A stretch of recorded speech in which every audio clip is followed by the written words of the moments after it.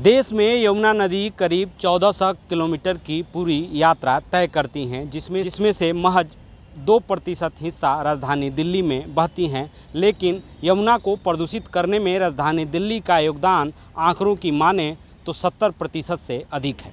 और ऐसा क्यों कहा जाता है, उसकी तस्वीरें हम आपको दिखा रहे हैं। ये तस्वीरें दिल्ली के कालिंदी कुंज यमुना की तस्वीरें हैं। यूँ कहें तो राजधानी दिल्ली में यमुना का आखिरी छोर यही है। इसके बाद कुछ ही दूरी के बाद यमुना हरियाणा के तरफ चली जाती हैं और फिर तस्वीरें आप देख रहे हैं क्या स्थिति यमुना की है।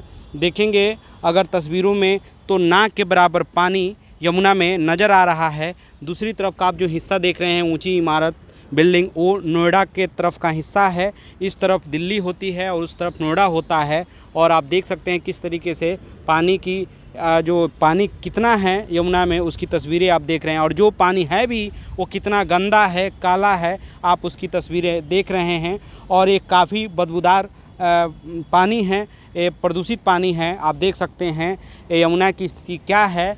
इसीलिए आंकड़ों में कहा जाता है, जो विशेषज्ञ हैं, पर्यावरणविद हैं, उनका कहना है कि यमुना दिल्ली में महज 2% बहती है, लेकिन प्रदूषण में दिल्ली का हिस्सा 70% से अधिक है। और वो इसीलिए कहा जाता है। आप देख सकते हैं यमुना की स्थिति क्या है कालिंदी कुंज घाट पर दिल्ली में, आप देख सकते हैं तस्वीरों में।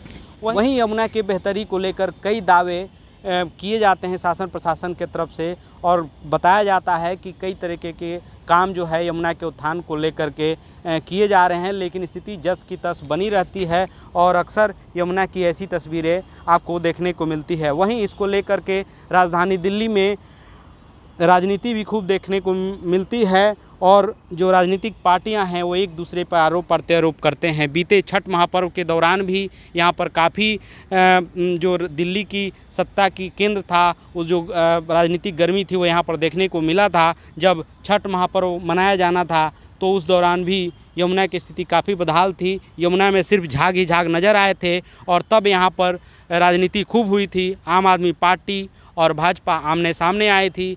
और जहां बीजेपी ने यमुना की बदहाली को लेकर आम आदमी पार्टी को जिम्मेदार ठहराया था, वहीं आम आदमी पार्टी ने भी बीजेपी पर इसके बदहाली को लेकर हमला बोला था। और उसके बाद की स्थिति क्या है, फिर जस की तस स्थिति है। आप देख सकते हैं कालिंदी कुंज यमुना की स्थिति क्या है। वहीं दिल्ली सरकार के द्वारा तब ये दावा किया गया था कि प्रदूषण को ख़त्म करने के लिए एक ख़ास तरीके का केमिकल इसमें छिड़का जा रहा है। हालांकि उसको विपक्षी जो पार्टियां थी दिल्ली में, उनके द्वारा कहा गया कि यमुना में खतरनाक केमिकल डाला जा रहा है और इससे यमुना प्रदूषित होगी। बहरहाल वो समय बीत गया। अब उस समय को बीतने के बाद अभी की स्थिति क्या है यमुना की, उसकी तस्वीरें अभी आपने देखी। यहाँ की स्थिति काफ़ी बदहाल है। यमुना की स्थिति जस की तस बनी हुई है। देखिए, यमुना 1400 किलोमीटर की दूरी तय करती है और दिल्ली में लगभग 2% यमुना बहती है, लेकिन दिल्ली 70% से अधिक प्रदूषण यमुना को देता है। और ये जानने की बहुत आवश्यकता है कि यमुना नदी, किसी भी नदी में उसको शोधीकरण करने की क्षमता खुद होती है। जैसा मैंने बताया कि यमुना नदी का main channel flood plain, wetlands, active flood zone and दूसरे जो ओल्ड फ्लड एलुवियन प्लेन हैं, उसको जब तक हम जीवित नहीं करेंगे यमुना में मुश्किलें बढ़ती रहेंगी। तो दो मुख्य, जो मैं बताया कि 2 मुख्य चीज़ें हैं, अगर हम यमुना में कर पाए तो वो उचित होगा। इसमें प्लान बहुत बड़े बने हैं और बिट एंड पीसेस में हमने काम हम करते रहे हैं, लेकिन एक समग्र साइंटिफिकली ओरिएंटेड काम करने की ज़रूरत है। समाधान क्या क्या है? वजीराबाद से जैसे यमुना आगे की तरफ चलती है, कोई 22, 24, 25 किलोमीटर आगे की तरफ चलती है, तो वहाँ पे 2 बड़े नाले, सबसे पहले सप्लीमेंट्री ड्रेन और नजफगढ़ ड्रेन वजीराबाद के पास जुड़ता है। उसके आगे और सबसे बड़े 2 नाले जो जुड़ते हैं, हिंदन कट और शाहदरा ड्रेन, इसमें जुड़ जाता है। नदी में पानी है ही नहीं। हम जो पानी आता है, एक तो कम पानी आता है, जो पानी आता है उसको वजीराबाद पे रोकते हैं। तो समाधान है पानी। पानी कौन देगा? पानी देने के लिए बाढ़ के समय बिना नदी के बहाव को अवरोधित करते हुए फ्लड प्लेन वेटलैंड को जीवित करके अधिक से अधिक फ्लड प्लेन में ही पानी रोकने का प्रयास करना चाहिए। और वो हमने करके एक्सपेरिमेंट दिखाया है कि ऑफशोर रिजर्वायर किस तरह से रिस्टोर हो सकते हैं।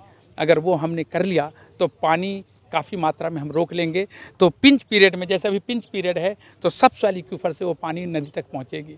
एक तो ये सुझाव है। दूसरा सुझाव है कि हमें ये देखना होगा कि इसमें जो 4 नाले आ रहे हैं, इसमें जो उसको शोधित करने का एक प्रयास है STPs, उसके अलावा कंस्ट्रक्टेड वेटलैंड सिस्टम को हम लगाएं, जिसको हमने अभी नीला हाउस में करके बताने का कोशिश किया है DDA के साथ, नीला हाउस बायोस्फीयर पार्क में, कि किस तरह कंस्ट्रक्टेड वेटलैंड से बिना बिजली के नाला शोधित कर सकते हैं। ये 2 बड़े प्रयास हैं। उसके बाद फ्लड प्लेन में ग्रासलैंड, वुडलैंड को कैसे इस्टेब्लिश करें, इसके जो ओरिजिनल वेजिटेशन है उसको कैसे हम लाएं। ये की जीवन रेखा है। जो लोग इसको नहीं देख पा रहे हैं या समझ पा रहे हैं, उनको समझाएं और बताएं कि जल कोई बना नहीं सकता, हवा कोई नहीं दे सकता, इसी मुहिम है। नदी एक जीवित सिस्टम है और जैसा हमने बताया, ये कोई पाइपलाइन नहीं है, और जब तक इसको हम जीवित नहीं करेंगे, ये सुचारू रूप से काम नहीं करेगी। जीवित करने के माध्यम है, और वो माध्यम है जो इसके अंदर ही विद्यमान है। ये उसको फ्लड प्लेन वेटलैंड कहते हैं, इनके फ्लड प्लेन का रिस्टोरेशन कहते हैं, और नालों को शोधीकरण करना। तो ये बहुत आवश्यक है कि इस नदी से ही इसका उत्तर खोजना। अगर मनुष्य होने के नाते अगर मुझे थोड़ा भी आभास है कि हम सबसे बड़े जानकार हैं, तो ये हमारी मूर्खता होगी, क्योंकि नदी बोलती है। नदी के साथ बैठो और सीखो, क्योंकि ecology is a science of interaction. आप उससे इंटरेक्ट कीजिए और सीखिए